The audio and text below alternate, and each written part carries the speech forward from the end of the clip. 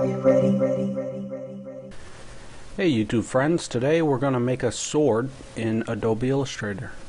So I'm going to make a new document and I'm going to have a horizontal orientation, and the color mode will be RGB. Just toggle your advanced if you need to. And I'm going to press Control 1 to get to 100%. And this is going to look kind of like a kid's sword. I'm going to start with a square. And what this square is going to be is the tip of the blade. What we're going to do is grab the pen minus tool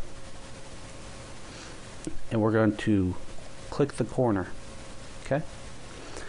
The next part will be the long portion of the blade, and I want this to be the same width as the top, and I'll make it about that long. Okay. And I'm going to move this blade in a little bit. There we go. And this is going to be the half of the sword, and we're going to duplicate it. So let me make this a little thinner because it's going to be kind of fat otherwise. And for the handle, we'll probably make this look a little nicer in a minute.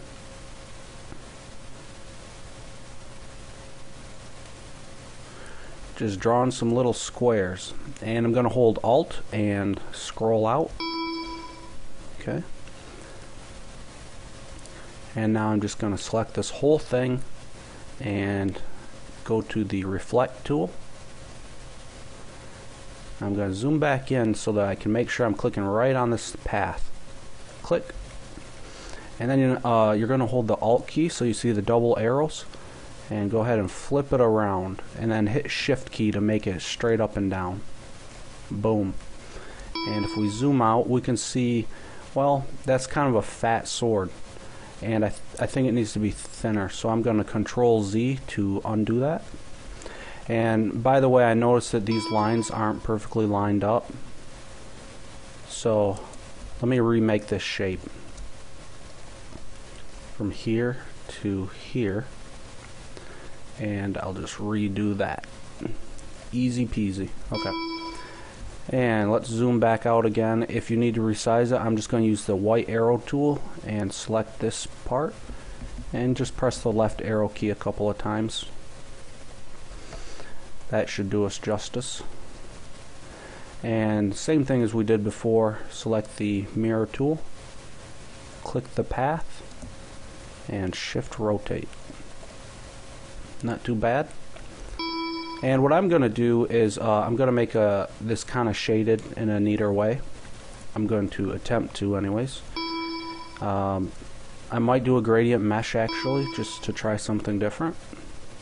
I don't know yet. Maybe a gradient will just be good. Anyways, first thing I'm going to do is give these pieces some color. So let's go to swatches.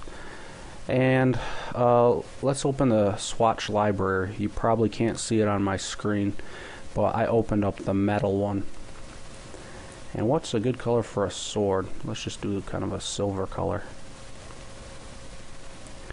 And for the other side, and the handle, I'd like a nice little brown color. I think this piece is actually usually a metal color there, and down here. I should warn you, I'm pretty bad with colors, so have mercy on me. Let's get rid of the stroke on this as well. Click over here, and this little slash looks good. For the handle, whoops. Okay, so far it's not looking terrible. So for the gradient, I think I'm just going to go with the gradient because it'll be a little easier. And I'll pop this color here and pop this bluish color here. That's a little too blue for my liking. Just pick out whatever your taste is. Okay, I like that. And what you can do is just reuse the same gradient for every one of these pieces. So I'll select these and then press I to get this eyedropper and click. Now I have a gradient on all of these. Now what we do is we just change the gradient around, and I want it to get lighter on the edges. Okay, and on this side I want it to flip around. That's not turning out exactly how I want. There we go. So it's kind of opposite. And really, if you just play around with this little tool, sometimes you get lucky with a gradient that looks halfway decent. I guess I'll leave it at that. That's not terrible. And for the handle, we want those little lines and strings across them. There's a number of ways we could do this. I suppose I'll just make a wrap around it. So first I'm going to select these two items, Pathfinder, and we're going to union or unite, whatever it's called. Now we're going to draw inside. Okay, and we get this little box. Alright, let's just make a square here and change the color. And we're going to go to Effect, Warp, and Arc. Let's preview what we have. Okay, I'm going to do a negative number so it kind of bends downward. That's not bending at the bottom as much as I'd like it to. I guess I'll just do it this way and have it go upwards. So let's go to Object, Expand Appearance, and then I guess we could flip it around. Cool. And here's a little trick with transparency that looks good. Let me double click this, and I'm going to select a dark color, and under transparency I'm just going to make it let's say 80%. And when we alt drag this, we get kind of some layers. Well, I guess I have to do it further down. That's not turning out exactly how I had hoped. So I guess I'll just try it there. Okay, there. And you see these little stripes on there? I want them to be closer together. So what I'm going to do is actually shrink this and then move it up. And I guess it looks like we'll just get one more little line on here. Just get used to alt dragging. Okay, that doesn't look too bad. So with this side, let's okay, what I'm going to do is I'm going to group these together first, or union them with the Pathfinder, and then I'm going to do a warp, make it a little cooler looking. And oops, did I select that? Okay, make sure you select it. Arc, preview, and I kind of like it going that way. It's a little different. Okay, that'll be cool. Okay, and Object, Expand Appearance. Boom. Okay. And with this bottom piece, I'm just going to do the same thing. Group them together. Effect, Warp, Arc. And I want this to go in the other direction, so I'm just going to do -32. There we go. And Object, Expand Appearance. Slide that beauty up so it overlaps. And this little handle piece has to be longer, obviously. Oh, how am I going to select this? Okay, good enough. I guess I'll just stretch it. And let's send it to back. If you don't know the hotkey, I'll just go to right click and do select. Or sorry, arrange, send to back. Okay. So here's what we have so far. I think it looks kind of cool.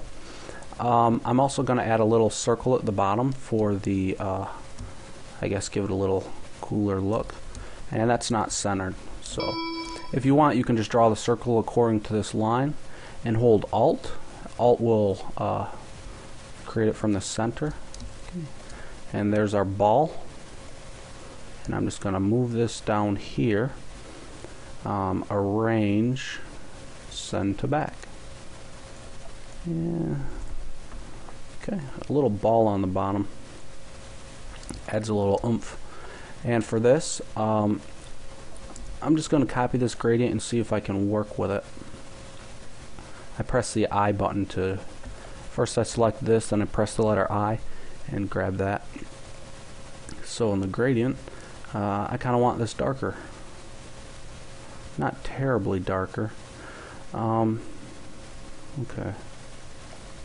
And for this, I'm going to actually double click this color and go to this little palette. And I'm going to change these values about -10. So 152, let's say 142, 138, 142. Yeah, it didn't make much of a difference, so don't bother if you don't need to. And maybe a radial gradient will look a little better on this. Okay. And boom. Oops. Let's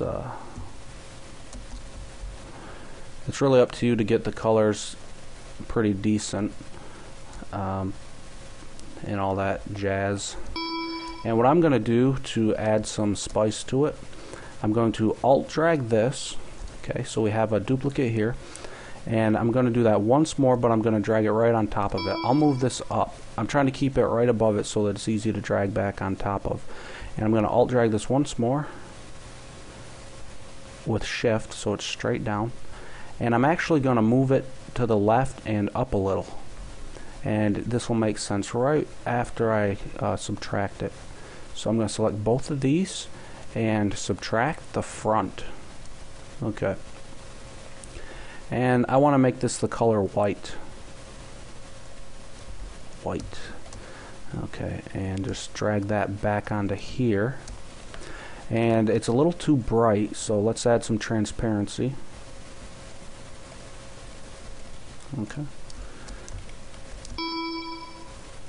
And you know, it looks kind of silly, but whatever. Let's draw a little line here. We're kind of doing the same principle. Okay. And close it in a little bit there. However you like doing it, I guess, hey, whatever works best for you. Alright, that looks decent. And I guess we could do it along this one.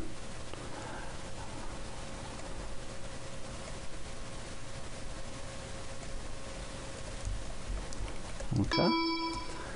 And for the blade, well, there's a lot of options with this. I guess I'll use the pen tool also in this top piece. And boy, that click's annoying. I don't know if you can hear it. I'll just draw a line inside here to here. Boom, boom. Okay. And kind of to give it a little style, we'll put the other glow line, whatever you call it, the light part of it, on the other side. Okay. So these colors aren't, you know, the most impressive thing in the world. We'll make this a gradient, and let's make it like a sphere, so it kind of looks like a crystal or something. And I want to flip these around. Boom. And to make it a little more cool, how about a little shiny part? And this should be white, really, or just a light color.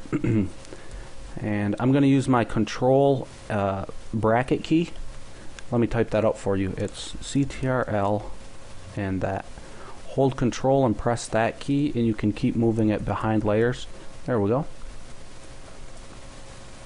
And let's give this some transparency. You can clearly see that just by continually adding detail, you just make something look really sharp. And it's hard to do right on the spot in a video tutorial. And that's why I expect a great deal of mercy from you YouTubers. Okay. I think that'll be good for now. What I'm going to do is put this on my site if you'd like to download it. And do whatever you want.